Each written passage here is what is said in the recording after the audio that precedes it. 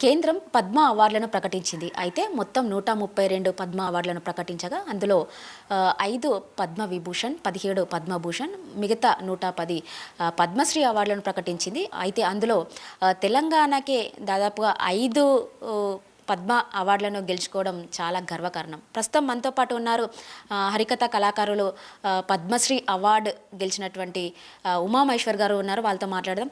దశరథ రాజకుమార రఘువీర దయగణరార ధరాసుత మనోహర పరాత్పర దశరథ రాజకుమార రఘువీర దయగణరార ధరాసుత మనోహర పరాత్పర దశరథ రాజకుమార.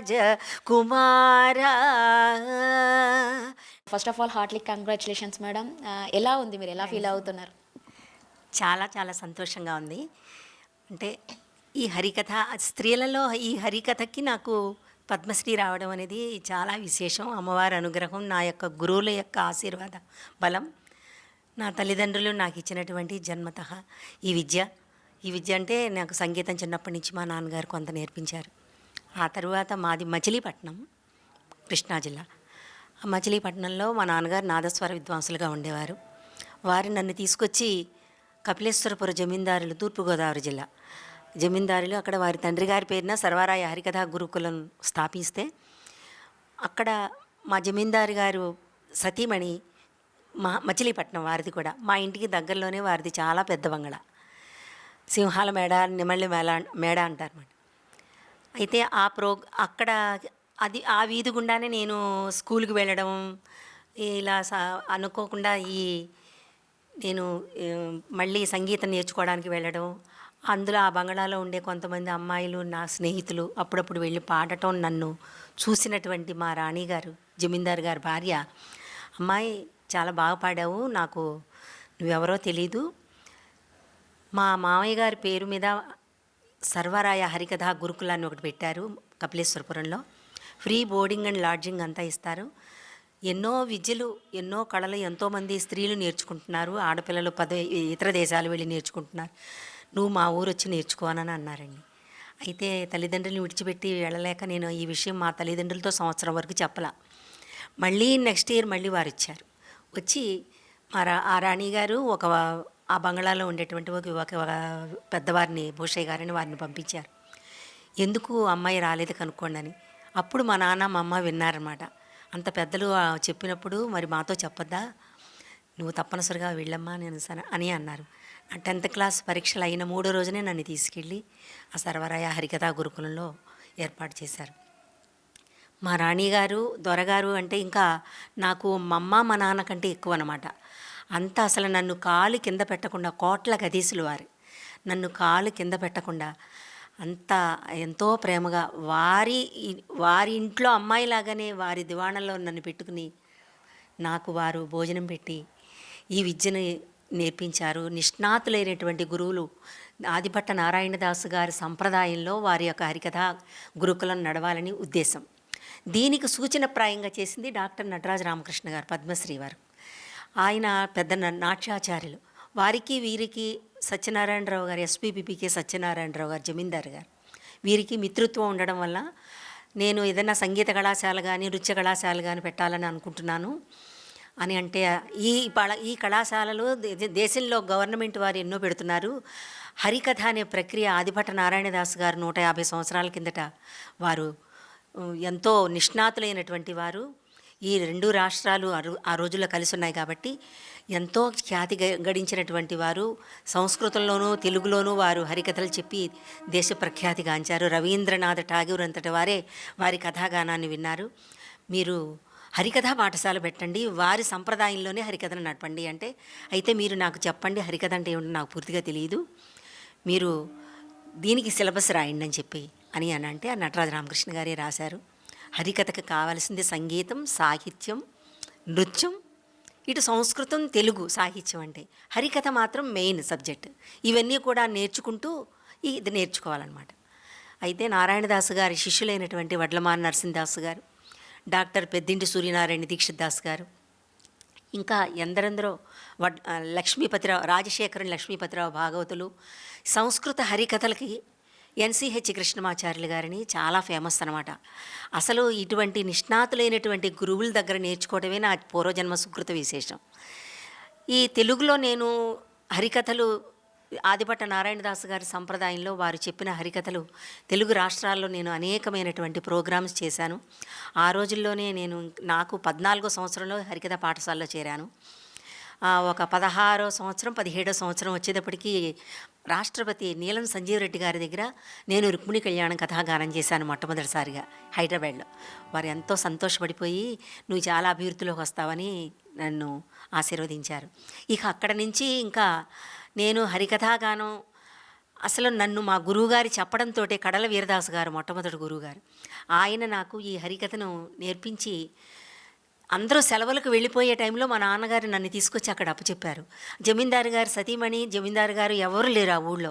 నేను మళ్ళీ ఇంటికి వెళ్ళిపోతే తిరిగి రాదు ఈ అమ్మాయిని నన్ను వారి ఇంట్లో పెట్టుకుని ఒక 20 రోజుల పాటు వారే భోజనం పెట్టి, వారి అమ్మాయి, వారి భార్య, వారి అబ్బాయి అందరూ ఉన్నారు, వారు పెట్టి నువ్వు వెళ్ళడానికి వీల్లేదని ఆ 20 రోజులు నాకు రాత్రి పగళ్ళు ఈ హరికథను గౌరీ కళ్యాణం మొట్టమొదటిగా నేర్పించారు.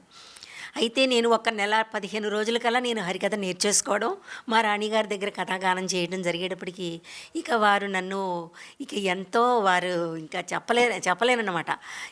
మా ఊరమ్మాయి, మా బందరు, ఆ కళాకారులకు పుట్టినిల్లు మా బందరు. అందుకే అక్కడి నుంచి రావడం, అమ్మాయి మన స్కూల్లో చేరటం మా గొప్ప విశేషం అని చెప్పి ఎంతో ప్రోత్సహించారండి వారు. వారి యొక్క ప్రోత్సాహం వల్ల తెలుగు హరికథలు ఎన్నో వందలాది హరికథలు చెప్పడం మొదలుపెట్టాను. అనుకోకుండా ఇంకా 5 సంవత్సరాల చేసింది మా స్కూల్ కోర్స్ అనమాట. అది అయిపోయిన తర్వాత నేను వెళ్ళిపోవాలని నిశ్చయించుకుంటే అసలు మా రాణిగారు వదలలేదు. ఇంత చిన్న వయసులో వెళ్ళిపోయి ఏం చేస్తావు, వెళ్ళిన వెంటనే పెళ్లి చేసేస్తానంటారు మీ ఇంట్లో, వద్దమ్మా ఇంకా నేర్చుకోవాల్సి ఉందని ఆదిభట్ట నారాయణదాసు గారు రచించినటువంటి శ్రీమద్ యథార్థ రామాయణం అనే అది 14-15 హరికథలుగా, అది నెల రోజులు 30 రోజులు 40 రోజులు చెప్పేవారు చాలామంది పెద్దలు. నేనైతే 15 హరికథలుగా నేర్చుకున్నాను సీరియల్గా. అయితే ఇంకా అది నేర్చుకోవడం చెప్పడం అన్ని చోట్ల జరుగుతోంది. అనుకోకుండా మధ్యప్రదేశ్ గవర్నమెంట్ ఉజ్జయిని వారు ఒక 20 సంవత్సరాల క్రిందట అప్పుడు చాలా గొప్ప ఫెస్టివల్ చేశారు, మహాకవి కాళిదాసు సమారోహాన్ని. దానికి నటరాజ రామకృష్ణ గారు వారు నృత్య ప్రదర్శన చేశారు కుమార సంభవం. అయితే ఈ పేపర్లో ఈ ప్రకటన చూసి మా జమీందారు గారు వారిని సలహా అడిగారు. మేము ఒకప్పుడు వెళ్ళాం, నృత్యనాటిక చేశాం, అప్పుడు మాకు బంగారు కలిసి ఇచ్చారు ఆ రోజుల్లో, మీరు మీ ఉమామహేశ్వరినే పంపించండి, మీకు చాలా మంచి పేరు వస్తుంది, ఆ అమ్మాయిని తప్ప ఇంకెవరిని పంపించద్దని వారు చెప్పారు. అప్పుడు ఎన్సిహెచ్ కృష్ణమాచార్యులు గారు ఈ కుమార సంభవం మహాకావ్యాన్ని హరికథారూపంగా రచించి నాకు ఇచ్చారు. మా దానిలో సంగీత ఉపాధ్యాయురాలు గొల్లపూడి రాజ్యలక్ష్మి గారు టీచర్గా చేస్తున్నారన్నమాట. వారు నాకు దానిని స్వరపరిచి కుమార సంభవం అనే హరికథని నాకు కీర్తనల రూపంలో, పద్యాల శ్లోకాల రూపంలో చెప్పారు. అది నేను ఉజ్జయిని వెళ్ళటం, అది ఆల్ ఇండియా కాన్ఫరెన్సే కాదు, ఇంటర్నేషనల్ కాన్ఫరెన్స్. మొత్తం ఇతర దేశాల నుంచి, అక్కడి నుంచి మన ఇండియాలో ఉన్నటువంటి యూనివర్సిటీస్ నుంచి అనేకమైనటువంటి నిష్ణాతులైనటువంటి వారందరూ వచ్చారు, పండితులు. ఇక ఇటువంటి ప్రక్రియ మేము ఎక్కడా చూడలేదు.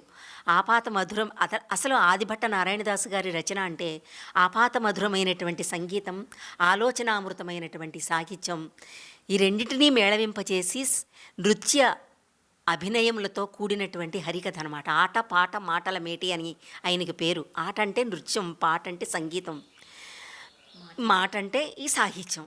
అటువంటి గొప్ప కళాకారులు అనమాట. ఆ సంప్రదాయంలోనే ఏది నేర్చుకున్నా మేము అట్లాగే నేర్చుకున్నాం.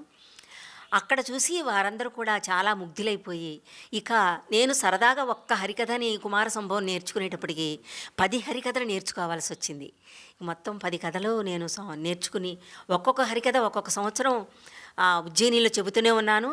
మిగిలిన రాష్ట్రాల వారందరూ కూడా పిలవటం, నన్ను సంస్కృతంలో హరికథలు చెప్పించటం అన్నీ జరుగుతున్నాయి. ఇక మధ్య మధ్యలో నాకు లిమ్కా బుక్ ఆఫ్ రికార్డ్ అని వారు నాకు అవార్డు ఇచ్చారు. తర్వాత మళ్ళీ జ్ఞాని జైల్ సింగ్ ఏకైక సంస్కృత హరికథా కళాకారిణి అని వారు నాకు అవార్డు ఇచ్చారు. శ్రితకమలాకుచమండలా ధృతకుండలా హే కలితలలిత వనమాలా హే జయ జయ దేవ హరే హరే జయ జయ దేవ హరే దినమణి మండల మండన భవఖండన. పద్మశ్రీ వస్తుందని అసలు ఊహించారా? ఎలా ఉంది అంటే? చాలామంది పెద్దలు మాత్రం నీకు తప్పకుండా నువ్వు సంస్కృతంలో హరికథ చెప్పావమ్మా, నీకు పద్మశ్రీ వస్తుంది అని అన్నారండి. అని అంటే నేను అసలు ఆలోచించలేదు. ఎందుకంటే మహనీయులందరూ కూడా ఎంతో మహాకృషి చేసినటువంటి గురువులు, మా గురువులందరూ కూడా మహానుభావులు. ఎంత ఎంత గొప్పవారంటే నేను చెప్పలేను మాటల్లో. అటువంటి మహనీయుల దగ్గర నేర్చుకున్నాను. అటువంటి వారి యొక్క అనుగ్రహంతో నేర్చుకున్నాను కాబట్టి వారి ఆశీర్వాద బలం ఎలా ఉంటే అలా జరుగుతుందని అనుకున్నాను. నాకు మొన్న ఫిబ్రవరిలో 23వ తేదీన నేషనల్ అవార్డు ఇచ్చారండి. అది 2019 సంవత్సరంది. ఈ కరోనా రావడం వలన అప్పటికి ఆఫ్ చేసేసి నాకు మన రాష్ట్రపతి ద్వారానే ఇప్పించారండి. అయితే అనుకోకుండా ఇది రావటం తెలంగాణ ప్రభుత్వం వారికి నేను మన డైరెక్టర్ గారికి తీసుకెళ్ళి ఇచ్చాను నా ప్రొఫైల్ అంతా. అంటే అప్పటికే టైం అయిపోయిందమ్మా, వెళ్ళిపోయినాయి సీఎం గారి దగ్గరికేనని అన్నారు వారు. అనేటప్పటికీ నేను ఇంకా అని నిరాశపడ్డాను. వచ్చేస్తూ ఉంటే వెంటనే వారి ఆఫీసర్ అయినటువంటి స్రవంతి గారితో వెంటనే, అమ్మ మీరు వెంటనే ఎందుకైనా మంచిది, వారు బిజీగా ఉన్నారు కదా, ఇవి వెళ్ళాయో లేదో వెంటనే పంపించమ్మా ఆ ప్రదేశానికి, వారున్న ప్లేస్కి అని చెప్పారు. అనేటప్పటికీ వెంటనే ఈ ప్రొఫైల్ని పంపించారు. నా అదృష్టం, గురువుల యొక్క ఆశీర్వాదం. నేను నిరంతరం ఆ లలితా పరమేశ్వరుని ప్రార్థించుకుంటాను. దీని వెనుక నాకు ఏదో సామాన్య కుటుంబంలో పుట్టాను నేను. నన్ను ఇంతటి దాన్ని చేసిందే ఆ జమీందారు దంపతులు ఎస్పీబీపీకే సత్యనారాయణరావు గారు, ధర్మపత్ని రాజరాజేశ్వరమ్మ గారు. వారి యొక్క ప్రోత్సాహం లేనిదే నేను గుమ్మం దాటి బయటికి వెళ్ళడానికి వీలుండేది కాదండి. ఎందుకంటే నేను అనేకమైన చోట్లకి వెళ్ళాలంటే డబ్బుతో కూడుకున్నటువంటి పని. అనేకమైన పెద్ద పెద్ద రాష్ట్రాలు బయటికి వెళ్ళడం అంటే 10 మంది నా వెనకాల వచ్చేవారు, నాకు తోడుగా పంపించేవారు. వైలను మృదంగం నాకు ఒక సహకారంగా మా టీచర్ గారు, నా స్నేహితురాలు, ఇంకా 4 వచ్చేవారు అన్నమాట. వారు పంపించేవారు. అలా 10 మంది వెళ్ళడం అంటే సామాన్యమైన ఖర్చు అవుతుందండి. ఆ విధంగా నేను బయటికి వెళ్ళడం బయటికి వెళ్ళటం అడుగు పెట్టానంటే వారి యొక్క ప్రోత్సాహమే, ఆ దంపతుల యొక్క వారి యొక్క రుణాన్ని నేను ఈ బ్రతికినంతకాలం జీవితంలో తీర్చుకోలేనండి. ఈ ప్రోగ్రామ్స్ అవి చేసి వారికి కృతజ్ఞతలు చెప్పడమే. వారి పాఠశాలలో నేను వెళ్ళి కళాసేవ చేస్తున్నాను. కొందరికి తెలుగులోను సంస్కృతంలో కూడా హరికథా గానాలు నేర్పిస్తున్నాను. వారు నేర్చుకుంటున్నారు, పిల్లలు చాలామంది నేర్చుకుంటున్నారు, అక్కడక్కడ చెప్తున్నారు. సహజంగా ఎలాంటివైనా కూడా కొంతమంది ఈ అవార్డులు ఎవరైతే ఉంటారో అవి పెద్దగా ఇంట్రెస్ట్ చూపించారు. ఎందుకంటే మనం కష్టపడ్డాము వచ్చింది అన్న ఒక ఫీల్లో ఉండిపోతారు. మీ ఒపీనియన్ ఏంటి ఈ విషయంలో? మీరు హ్యాపీ? అదే ఇటువంటి అవార్డు రావడం అనేది ఒక గుర్తింపు ప్రపంచంలో ఉన్నటువంటి మహనీయులందరికీ కూడా వస్తోంది. అయితే నాకు ఈ అవార్డు రావడం నా పూర్వజన్మ సుకృతంగా, మా తల్లిదండ్రులు చేసుకున్నటువంటి పుణ్యఫలంగా నాకు రావటం అనేది చాలా గురువుల యొక్క విశేషం, పెద్దల యొక్క ప్రోత్సాహం, మా రాణిగారు, దొరగారు, సత్యనారాయణరావు దంపతుల యొక్క ప్రోత్సాహం, వారి కుటుంబ సభ్యులు ఇప్పుడు మా కళాశాలను చూస్తున్నారు, వారి అబ్బాయిలు డాక్టర్ రామ్మోహన్ గారు, డాక్టర్ కృష్ణమోహన్ గారు, వారందరూ కూడా. ఇక నేను ఇంకా ఇటువంటిది వస్తుందని నేను కలలో కూడా ఊహించలేదు. నా జీవితంలో ఇది ఒక మరపురాని సంఘటన. నాకు భారత ప్రభుత్వానికి, వారికి నాకు హృదయపూర్వక ధన్యవాదాలు. ఈ రోజులు చిన్నప్పటి నుంచి, చాలా చిన్న వయసులోనే మీద నేర్చుకున్నాము అని చెప్తున్నారు. చిన్నప్పటి నుంచి పడ్డ కష్టానికి ఒక గుర్తింపు అనేది వచ్చిందంటారా? చిన్నప్పటి నుంచి పడిన కష్టానికి నేను ప్రయాణాలు చేస్తున్నప్పుడు 24 గంటల ప్రయాణాలు చేసేదానండి. ఆ టైంలో జ్వరం వచ్చేది. ఎండాకాలంలో ఎండల్లో ప్రయాణాలు చేస్తే ఆ జ్వరం వచ్చేది. ఒంట్లో బాగుండగా ఆ ట్రైన్లోనే ఉండి మళ్ళీ ఇక్కడ బద్రీనాథ్లో రాజీవ్ గాంధీ గారి దగ్గర నేను ఆది శంకరాచార్య హరికథా గానం చేశాను సంస్కృతంలో. అయితే సెంట్రల్ గవర్నమెంట్ వారు పంపించారు అక్కడికి. ఆ కథాగానం వారు అక్కడ బుక్ రిలీజింగ్ ఫంక్షన్కి, ఆది శంకరాచార్య బుక్ రిలీజింగ్ ఫంక్షన్కి వచ్చారన్నమాట. అంటే అప్పటికే 1200 సంవత్సరాలు అయింది ఆది శంకరాచార్యులు మన భారత గడ్డపైన జన్మించి మొత్తం ఇండియా అంతా, భారతదేశం అంతా వారు సంచరించారు.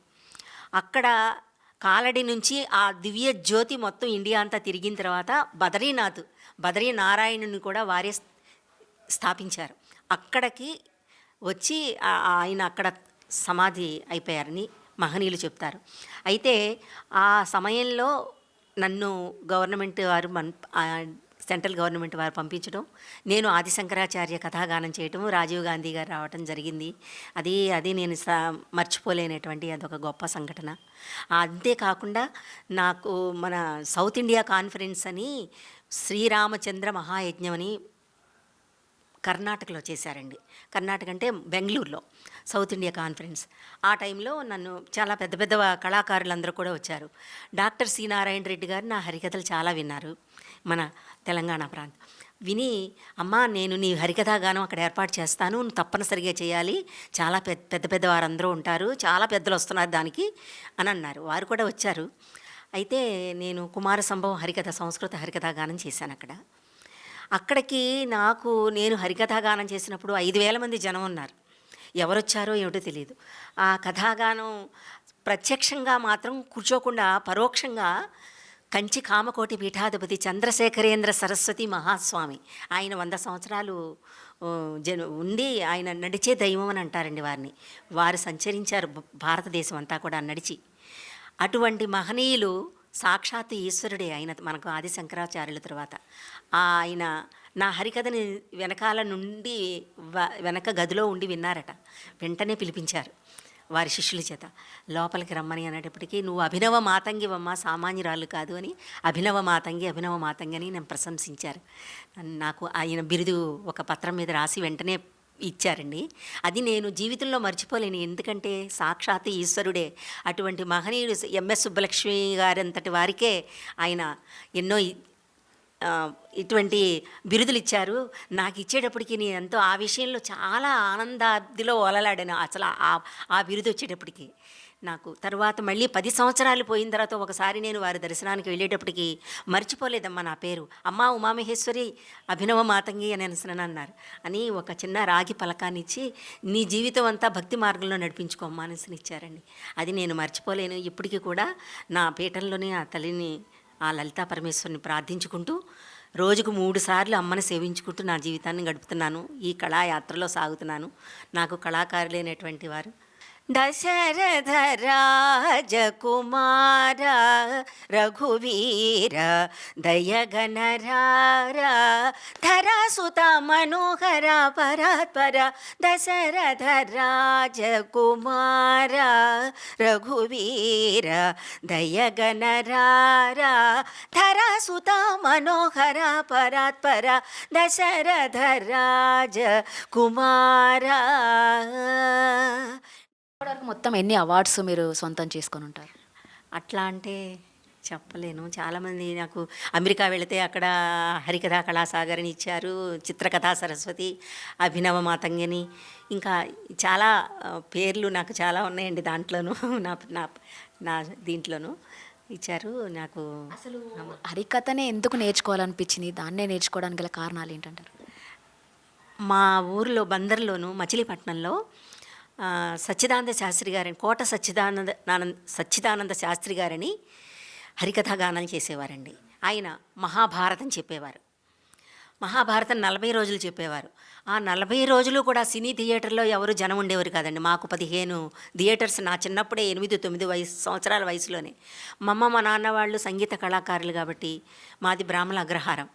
ఇక మొత్తం అందరూ కూడా వెళ్తూ ఉండేవారు. ఆ ప్రోగ్రాంకి నేను కూడా వెళ్ళేదాన్ని, నన్ను తీసుకెళ్ళేవారు. నేను అమ్మ ఎందుకు మా ప్రొద్దుటే స్కూల్కి వెళ్ళాలి, లేవలే వద్దనేసాను అనేవారు చిన్నప్పుడు. అయినా నేను వినకుండా వెళ్ళిపోయేదాన్ని. వారితోటి వెళ్ళడం, రాత్రి ఇంటికి వచ్చేటప్పటికి 1 గంట అయ్యేది. అలా 40 రోజులు హరికథలు చాలా విన్నాను. ఇంటికి వచ్చిన తర్వాత వారు పాడే ప్రార్థనలు, పాడే కీర్తనలు అవి బైహాట్ అయిపోయినాయి. మా నాన్నగారు ఎప్పుడు కూడా సంగీతం చిన్నతనంలో నేర్పించడం వలన ఇంటికి వచ్చి పాడుతుంటే నేను హరికథ చిన్న అగ్గిపెట్టిని పట్టుకుని అది చిరతలుగా పెట్టుకుని నేను హరికథ పాట పాడుతూ ఏవో నాకు తోచిన మాటలు అంటూ ఉండేదాన్ని అనమాట. మా అన్నయ్య ఏమో ఒక పెట్టి మీద కూర్చొని దాని మృదంగం వాయిస్తున్నట్లుగా. మా అన్నయ్య చదువుకున్నాడు, లెక్చరర్. తను వందలాది వేలాది మంది శిష్యులను తయారు చేశాడు ఆయన, స్టూడెంట్స్ని. ఇక ఆ విధంగా మా అన్నయ్య అట్లా అనేవాడు, అలా చేసేవాడు. ఇట్లా అది నేను ఏ పాట వింటే మా ఇంట్లో మా నాన్నగారు పిల్లలు పాడైపోతాము, సంగీతం ఒకటే నేర్పించి, ఇక నీకు సంగీతం ఒకటే కాదు, నువ్వు ఏదో ఒకటి నేర్చుకోవాలమ్మా అని చెప్పి మా ఊళ్ళోనే ఒక ఆయన ఒక పైడిపాటి సుబ్బారావు గారని ఒక ఆయన హరిదాస్ అనమాట, ఆయన దగ్గరికి తీసుకెళ్ళారండి. తీసుకెళ్తే ఒక్కసారి 2 సార్లు ఒక కీర్తన దీన్ని మొదలుపెట్టారు, కానీ నేను వెళ్ళలేకపోయేదాన్ని. చాలా దూరం అనమాట వారి ఇల్లు. ఇంకా ఒక్కదాన్నే వెళ్ళలేక ఇంకా తర్వాత మా రాణి గారే నన్ను తీసుకెళ్ళి దానిలో చేర్పించారు.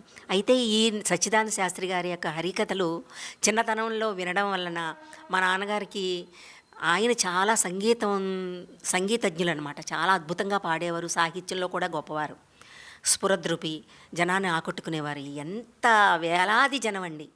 అందరూ కూడా దాస్ గారి హరికథ ఎప్పుడైపోతుందండి, మా సినీ థియేటర్స్ అన్నీ కూడా ఖాళీగా ఉన్నాయి, మేము నష్టాల్లో ఉన్నామని దండాలు పెట్టుకునేవారటండి. అంత గొప్పవాడు. మొన్నటి వరకు చెప్పారు వారికి పద్మశ్రీ వచ్చింది లాస్ట్ టైము, మా అందరికీ వచ్చినట్లుగా పద్మశ్రీ మేము పొంగిపోయాం. అంతటి గొప్పవాడు అనమాట ఆయన.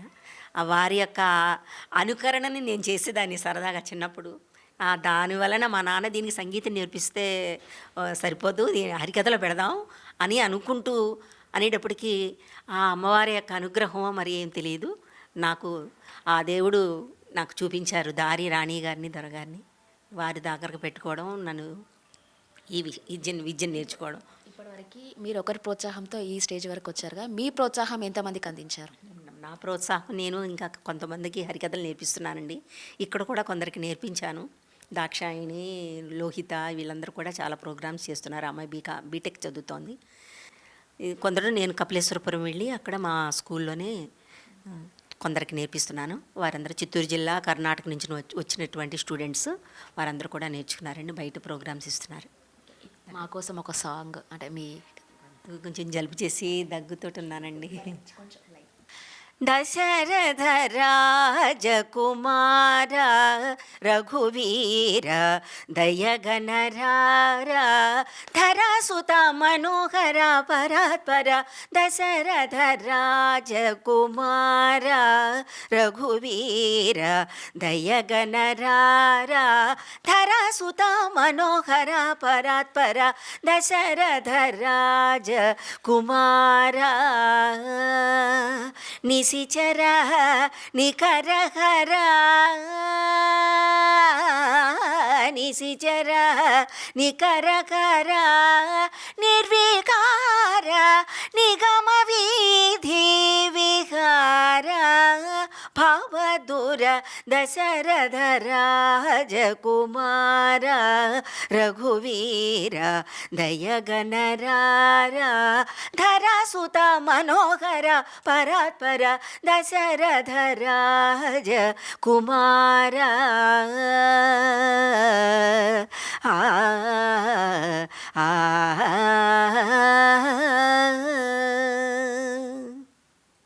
శ్రితకమలాకుచమండలా ధృతకుండలా హే కలితలలిత వనమాలా హే జయ జయ దేవ హరే హరే జయ జయ దేవ హరే. దినమణి మండల మండనా భవఖండనా హే ముని జన మానస హంసా. దినమణ మండల మండనా భవఖండనా హే ముని జన మానస హంసా. హే జయ జయ దేవ హరే హరే జయ జయ దేవ హరే హరే జయ జయ దేవ హరే.